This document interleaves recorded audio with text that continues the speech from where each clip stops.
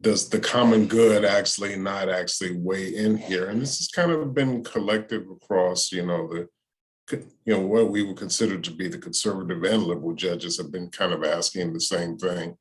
Justice Breyer especially has been pointing out that just in the past day or two, there have been 750,000 new cases is the figure I think that he keeps using. And in raising how is this not part of the common good and how is not, how it does this not actually have, widespread implications, excuse me.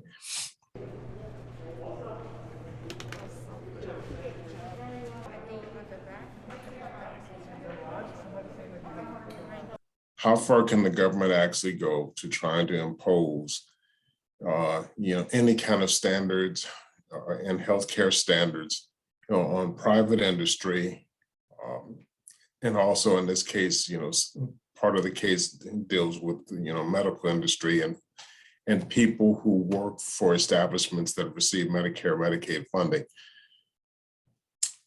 Deeper than that is right behind this case. I mean, obviously, you've got court challenges for the military. You've got court challenges for contractors, small businesses, and all of this kind of actually turns around, and it's all kind of built on the fact that, roughly speaking, there's a sizable percentage of the country that is, has chosen not to be vaccinated. And the line then becomes, does the government actually have the right to actually tell people they don't have to be vaccinated?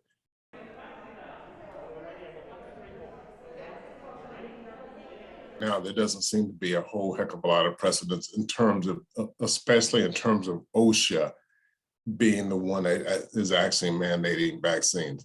Now, it kind of feels like, just based on living, there's always been a precedence in the United States. It just kind of feels like you probably had to actually go through vaccinations.